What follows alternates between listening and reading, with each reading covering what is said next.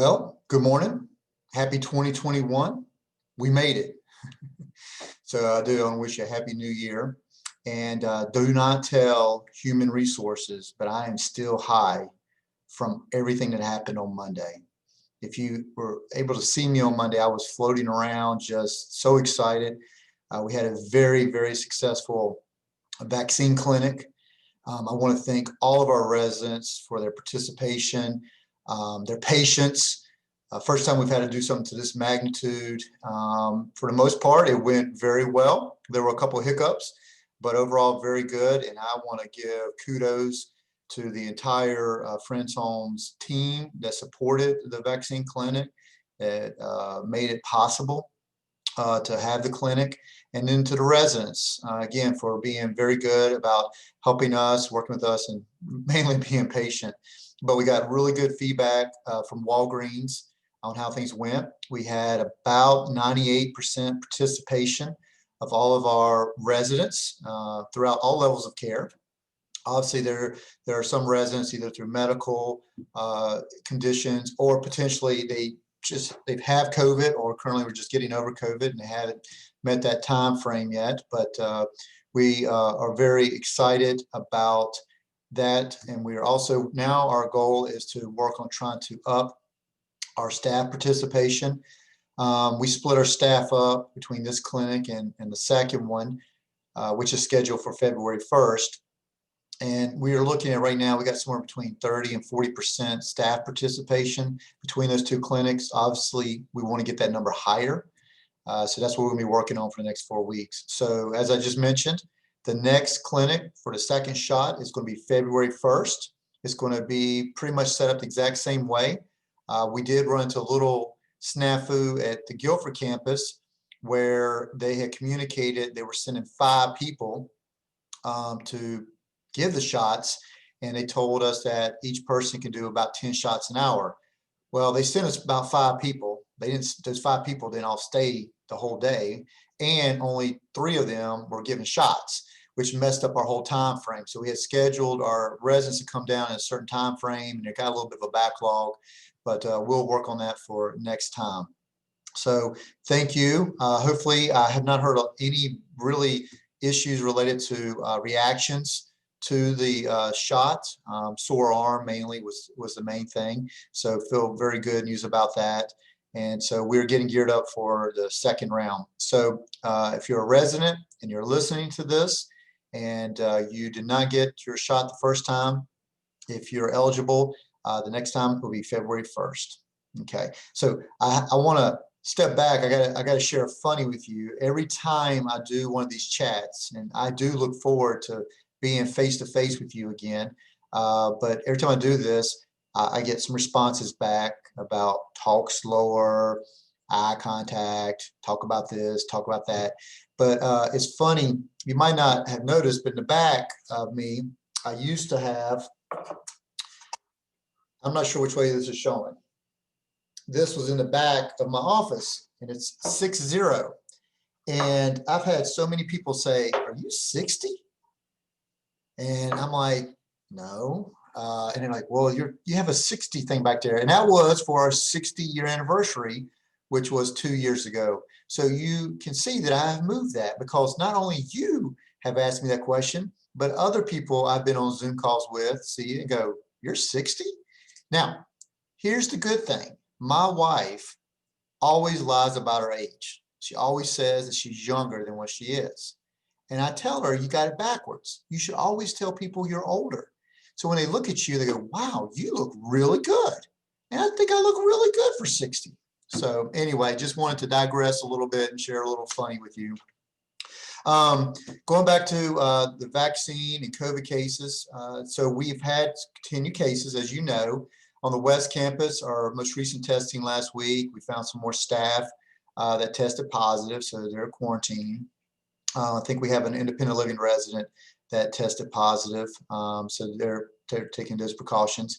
Over here on the Guilford campus, we're pretty much, the campus is locked down. As you know, we've had several independent living residents on some of our floors within independent living that's under quarantine. We've had some staff as well as some residents that have moved to our COVID unit on in Fry. So we'll continue to stay in quarantine as a building for a little bit longer, and then hopefully we will be able to relax a little bit. But here's the key.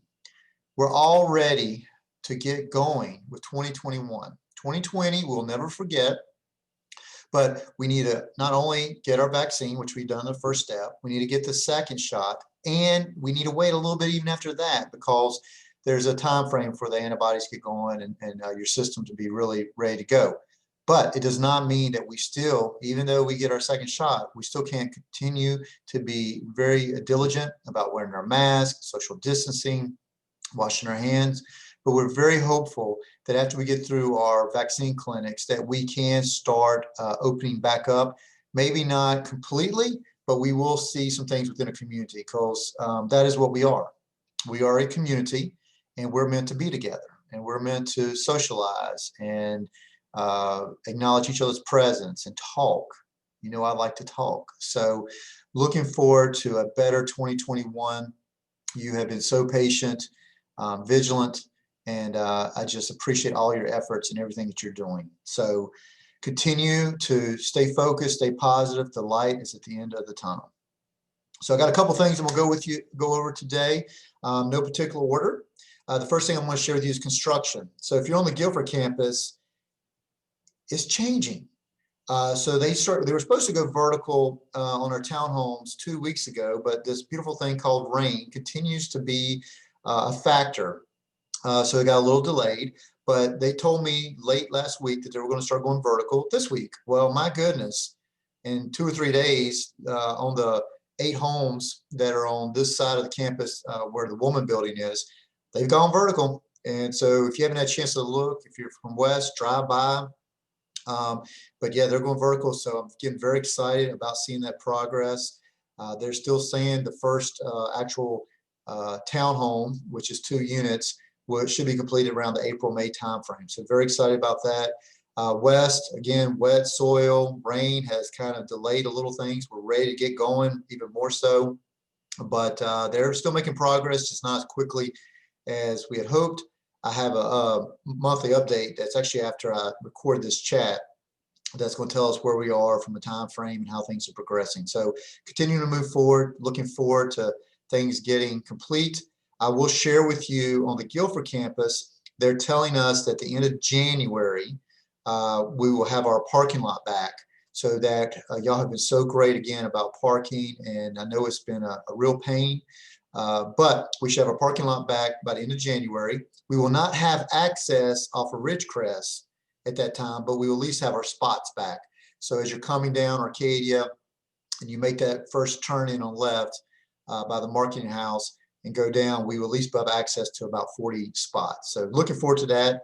The gazebo that is replacing the old gazebo is supposed to be installed, I believe, the second week in February. And then I think we have some furniture coming forward, and I think that's not till March. So a little delayed on that, but looking forward to getting that going. So I want to talk about a couple things when we wrapped up 2020. So as you know, or may not know, we are a nonprofit, and being a nonprofit, we have the ability to be exempt from property taxes. And we have to do certain things to make that happen. A lot of it has to do with charity care and opportunities to give back to the community. And the main way we get that back primarily is through our Medicaid. We do accept Medicaid here. Medicaid pays us about 50 cents on the dollar. So if cost of care is about $300 a day, Medicaid pays us about $150. So we're able to take that difference between the cost and what we actually get, and we count that as charity care. And the way the property tax exemption works, we have to have about 5% of our total revenues has to be given back in charity care. Well, this year has been a little different for a couple reasons. One, with COVID, the government has upped our Medicaid reimbursement pretty significantly. I think it's around $200 a day. So that's about an additional $50. We've had a lower number of residents that are on Medicaid. And we had not been admitting people from outside to fill empty beds as we've had them, although we really haven't had a lot of empty beds. So what we found at the end of the year is that we had not fully hit that 5% that we need to have in order to be totally exempt from property taxes. So we had two choices. We could either pay property tax on a portion, or we can use those monies and give to another nonprofit, which will count as charity care. So the board got together, and not that they do not want to pay property taxes, but they wanted for it to go somewhere that they feel could have a benefit that continues to give, and maybe even give back in a way to friends' homes. So they decided to set up scholarships at GTCC, A&T, and UNCG for nurses. So I'm very excited about this. So the week of Christmas, I literally was able to go out and give checks to UNCG, A&T, and GTCC to set up an endowment for nursing scholarships. So these scholarships are for people that are seeking to be a nurse, and they actually pre-funded the first 2 years of the scholarships. And so we're very excited about that. You might see some PR about that in the next month or two, because we want to make sure that we promote that. There's a couple great benefits. Not only are we giving back to a very important, nurses are obviously very important, especially to communities like us, but we will also be able to get to meet these candidates, the recipients of the scholarships, be able to have an opportunity to talk to the students about long-term care and trying to attract people to long-term care, and also put a little plug in for friends' homes at the same time. So although we might not necessarily get these people to come work for us, it allows us the opportunity to promote long-term care and promote friends' homes. And as long as the greater community is benefiting, we all win in some way. So very excited about that. This is, again, it's an endowment, so it will be here forever. So anyway, just want to share that with you, and hopefully you will join me in saying this is good use rather than paying property taxes. We put it to something that will continue to pay dividends for eternity. So very excited about that. Speaking about good things, we did complete a very successful campaign for our annual giving campaign.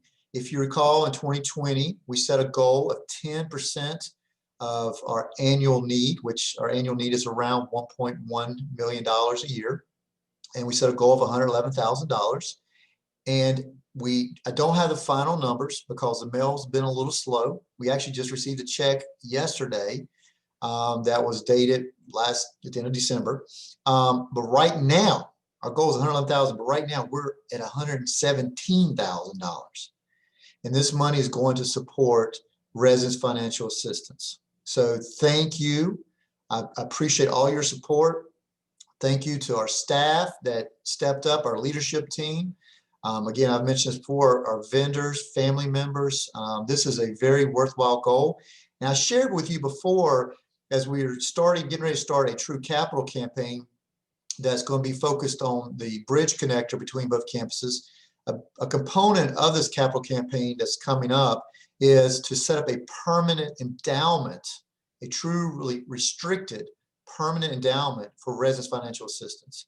So again, as I just mentioned about setting up these nursing scholarships, an endowment is something that once something's contributed to it, it can never go away. We will only use the earnings off of that endowment to support. So we're very excited about that, for opportunities for either people giving for honorariums or memorials, but also people that want to consider friends' homes as part of their estate planning.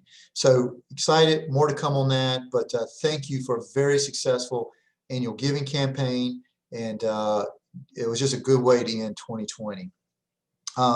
Speaking of ending 2020, although it's January, just want to remind you that Friends Homes Guilford will be having their semi-annual resident association meeting. It will be taped. I don't think it's going to be live streamed, but I think it's going to be broadcast. I hope this Friday.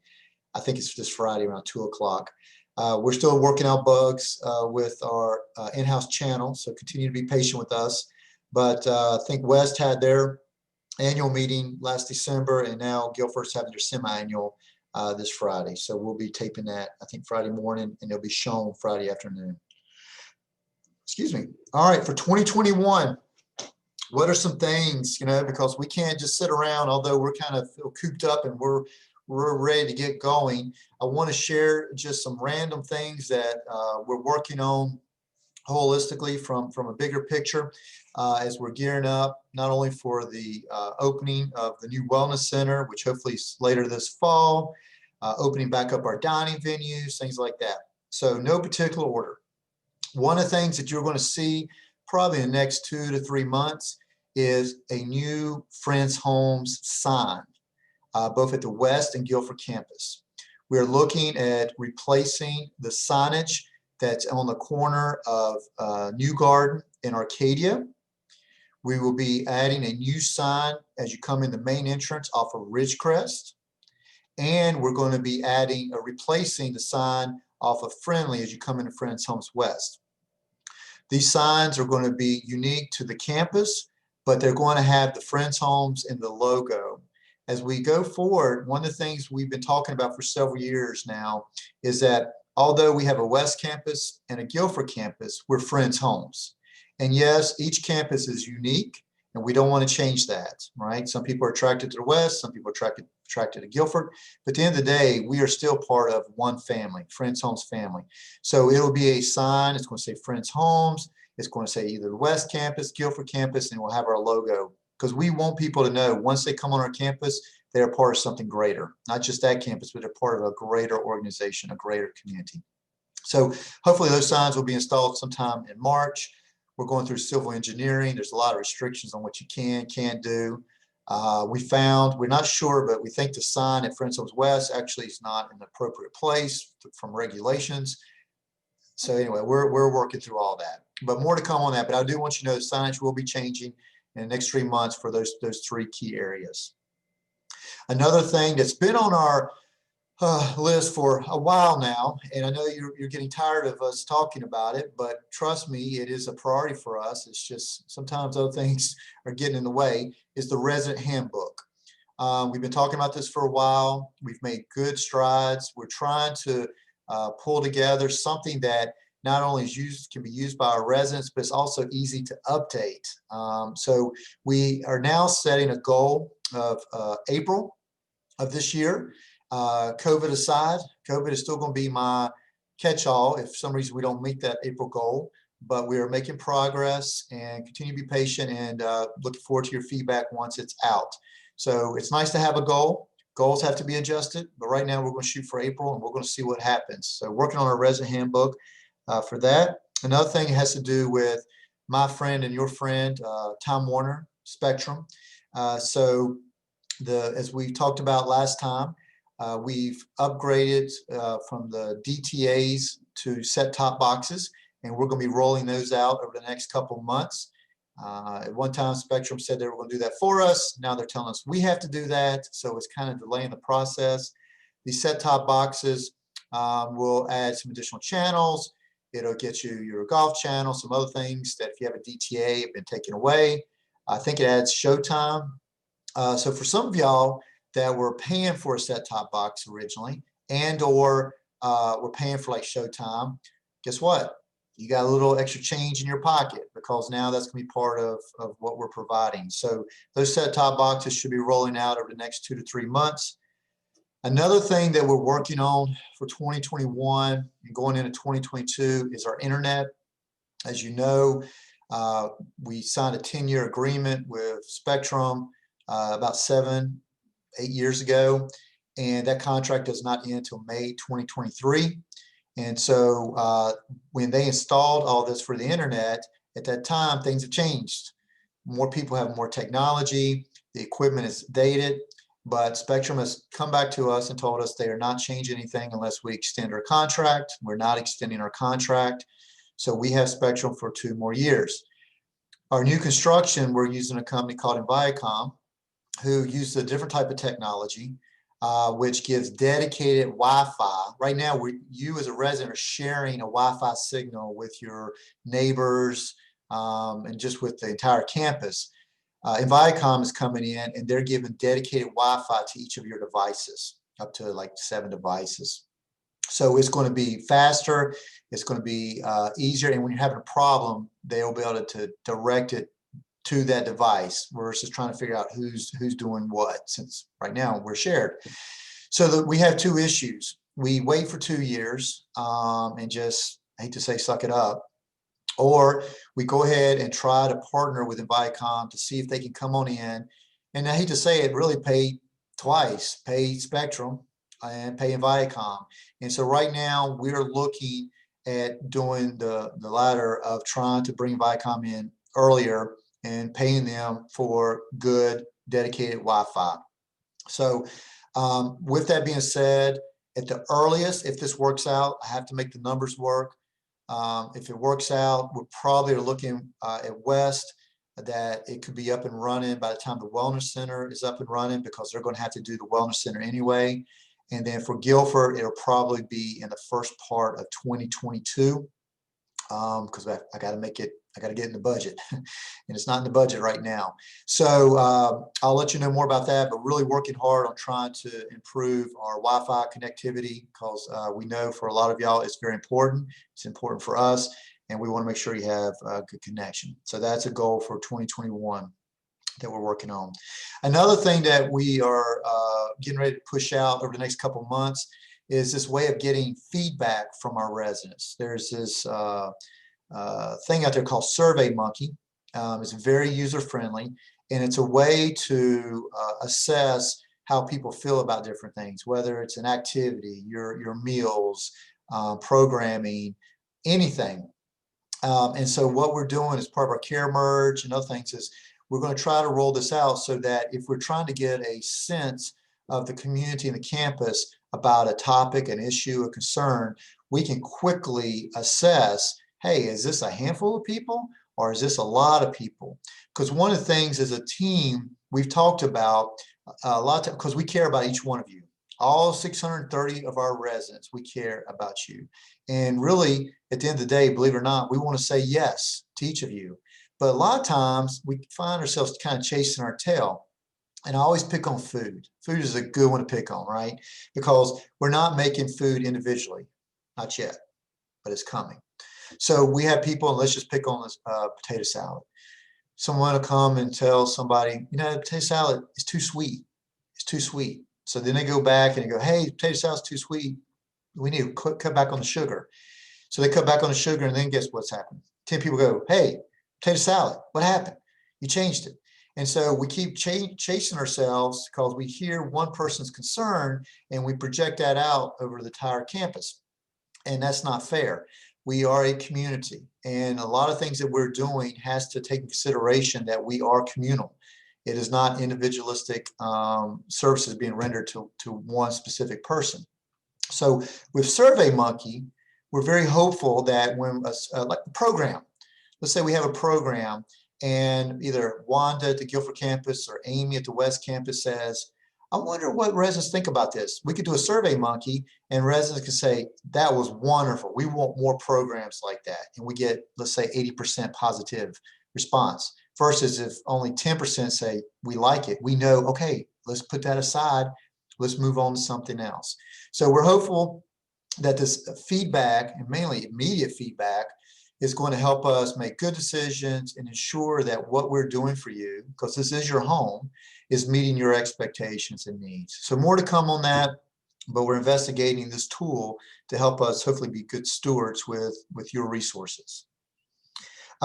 Two more things. One thing that we have been working on for several years, and if you've been here long enough, you know that anytime we take a picture of you, we have to get you to sign something to say that we can use that picture. And it's really a pain because 99% of y'all don't care. Sure, use my picture, put it in the update, share it, put it on the poster board, whatever. And it's just it's a big hassle. So we've worked with an attorney, and the attorney has done what's called a photo release, and it's good for 10 years. And so what that photo release does, it's the resident saying, hey, I'm okay if you take my picture. So let's say we have a program in the living room, and it's Cookies with Santa, whatever, and we're taking pictures. What we can do is we've got a photo release, that you have already signed. And so we don't have to come back to you. We can say, okay, Jane Smith says not a problem. So we can just know without having to go through a large process. And it allows us to use that information. Another thing it allows us to do is, and this has come up from several residents, when we have a resident that passes. And a lot of times we'll see a name, and unless you know that resident specifically, you're like, now who was that? And we want a picture.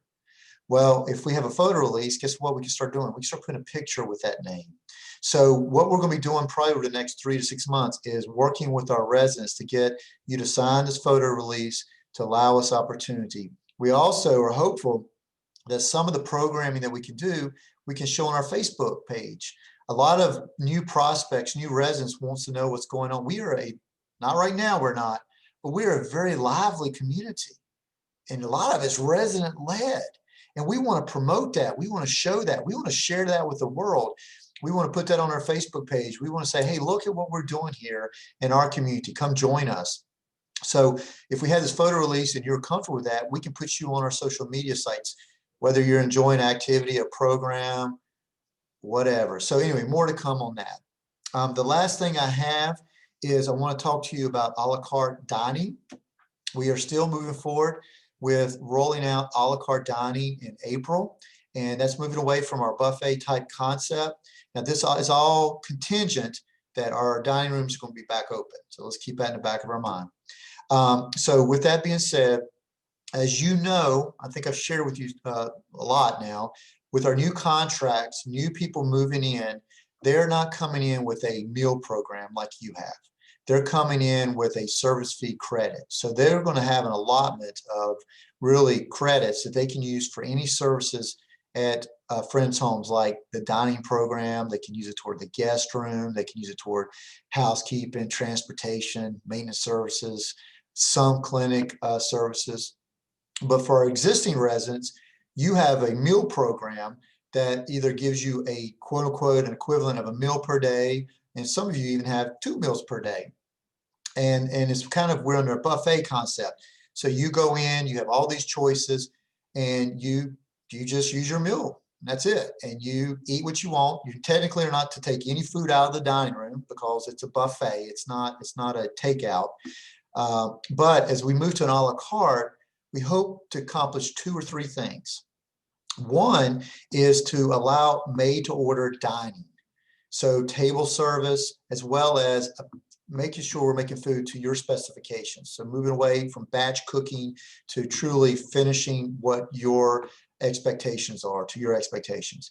The second thing is, by going to a la carte, it allows you the opportunity to purchase what you want versus just charging you a flat price for something, whether you eat it or not. You can go in and select. So if you're like me and you like those desserts, you can go in and get 2 desserts. And what we're going to do for our existing residents is we're going to put a value on that meal allotment. So if you get a meal a day, we're going to put a value on that. So when you go in, it's going to have a value, and you can spend up to that dollar amount on whatever you want. And here's the beautiful thing. You get to take it home with you. So if you go in and you're having lunch and you want to get 6 desserts and it's under the whatever allotment we say, take it home. No more questioning. Did you pay for that? Whatever the case may be, because you did buy it. If you go over the allotment, then you would just be charged that additional amount. So what we're hopeful for is, with this a la carte, you're going to have more choice.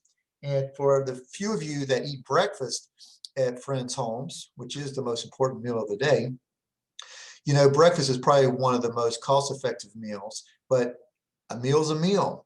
Well, now with this allotment, you'll be able to go in and be able to select. And if you want to get a couple extra things, you can do that as well too. It's up to whatever your meal allotment is, dollar value. So more to come on that. We're going to be working with the dining committees. Alex and Carly are pulling that together. We're going to probably in March select a handful of residents, both at the West and Guilford campus, to do kind of a trial run for us to work out the bugs. But we're very excited about this opportunity. Change is hard. I definitely know that. Good gosh, I've been through enough change as it is. But I really, once we get this up and running, I really think you're going to find value, you're going to find flexibility, and you're going to have more choice. So very excited about this opportunity. 2021, it's here. We made it. We see the light at the end of the tunnel, and it's not a train coming at us. Okay, so continue to remain vigilant, continue to remain positive, because we are closer today to opening back up than we were yesterday. So as I close, I want to say thank you for a very interesting 2020, and I say good riddance. And thank you for choosing Friends Homes to be your home. 2021 is going to be beautiful, and we're going to get through it together. So God bless you. Enjoy the rest of your day, and I look forward to seeing you in the halls.